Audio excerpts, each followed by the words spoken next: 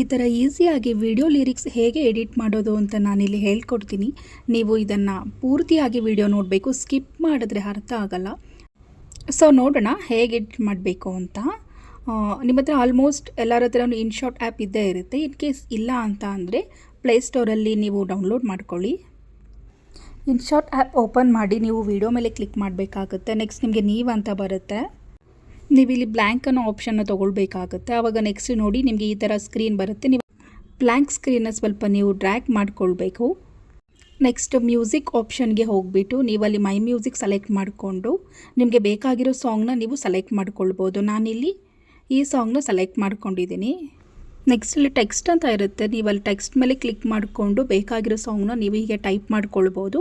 ನಿಮಗೆ ಯಾವ ರೀತಿ ಫಾಂಟ್ ಬೇಕು ನೀವು ಅದನ್ನು ಸೈಡಲ್ಲಿ ಸೆಲೆಕ್ಟ್ ಮಾಡಿಕೊಂಡು ಫಾಂಟನ್ನು ನೀವು ಯೂಸ್ ಮಾಡ್ಕೊಂಡು ಈ ರೀತಿ ಎಡಿಟ್ ಮಾಡ್ಕೊಳ್ಬೇಕಾಗುತ್ತೆ. ಬೇರೆ ಬೇರೆ ಫಾಂಟ್ ಹೇಗೆ ಯೂಸ್ ಮಾಡೋದು ಅಂತ ನಾನು ನಿಮಗೆ ನೆಕ್ಸ್ಟ್ ವಿಡಿಯೋದಲ್ಲಿ ತಿಳಿಸ್ಕೊಡ್ತೀನಿ. ಇಲ್ಲಾಂದರೆ ವಿಡಿಯೋ ತುಂಬ ಲೆಂತ್ ಆಗಿಬಿಡುತ್ತೆ. ಸೊ ಇವಾಗ ನೆಕ್ಸ್ಟ್ ನೀವು ಹೀಗೆ ಟೈಪ್ ಮಾಡಿಕೊಂಡು ನಿಮ್ಮ ಮೂಮೆಂಟ್ ಹೇಗೆ ಬೇಕೋ ಅದನ್ನು ನೀವು ಸೆಲೆಕ್ಟ್ ಮಾಡ್ಕೊಳ್ಬೋದು. ಮತ್ತು ಸಾಂಗ್ ಹೇಗೆ ಕಟ್ ಆಗುತ್ತೆ ಅದನ್ನು ನೋಡಿಕೊಂಡು ನೀವು ಲಿರಿಕ್ಸ್ನ ಅಡ್ಜಸ್ಟ್ ಮಾಡ್ಕೊಳ್ಬೇಕಾಗುತ್ತೆ.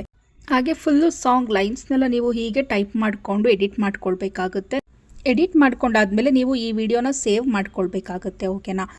ನೆಕ್ಸ್ಟ್ ಎಡಿಟ್ ನಿಮ್ಮದು ನೋಡ್ ಆ್ಯಪಲ್ಲಿರುತ್ತೆ. ನೋಡ್ ಆ್ಯಪ್ ನಿಮ್ಮ ಹತ್ರ ಇಲ್ಲ ಅಂತಂದರೆ ಪ್ಲೇಸ್ಟೋರಲ್ಲಿ ಡೌನ್ಲೋಡ್ ಮಾಡ್ಕೊಳ್ಳಿ.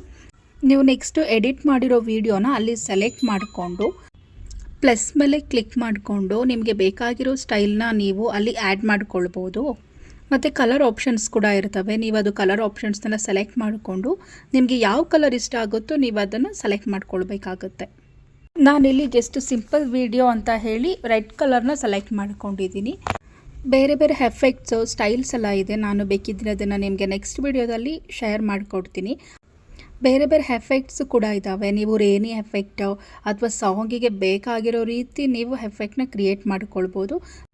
ಬೇಕಾಗಿರೋ ಎಫೆಕ್ಟ್ನ ಹಾಕ್ಕೊಂಡಾದ್ಮೇಲೆ ನೀವು ಅಲ್ಲಿ ಪ್ಲೇ ಮಾಡಿ ಒಂದ್ಸಲ ನೋಡಬಹುದು.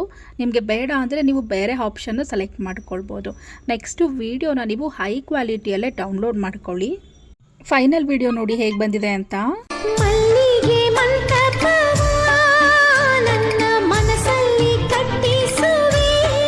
ಈ ವಿಡಿಯೋದಲ್ಲಿ ನಿಮಗೇನಾದರೂ ಡೌಟ್ಸ್ ಇತ್ತು ಅಂತ ಹೇಳಿದ್ರೆ ನೀವು ನನಗೆ ಕಮೆಂಟ್ ಬಾಕ್ಸಲ್ಲಿ ತಿಳಿಸಿ. ನಿಮಗೆ ಎಲ್ಲಿ ಡೌಟ್ ಇದೆ ಅದನ್ನು ನಾನು ಕ್ಲಿಯರ್ ಮಾಡ್ಕೊಳ್ತೀನಿ. ಮತ್ತು ಬೇರೆ ಬೇರೆ ಇದೇ ಥರ ಡಿಫ್ರೆಂಟ್ ವಿಡಿಯೋಗಳಿಗೋಸ್ಕರ ನೀವು ನನ್ನನ್ನು ಫಾಲೋ ಮಾಡಿ, ಲೈಕ್ ಮಾಡಿ ಆ್ಯಂಡ್ ಸಬ್ಸ್ಕ್ರೈಬ್ ಮಾಡಿ.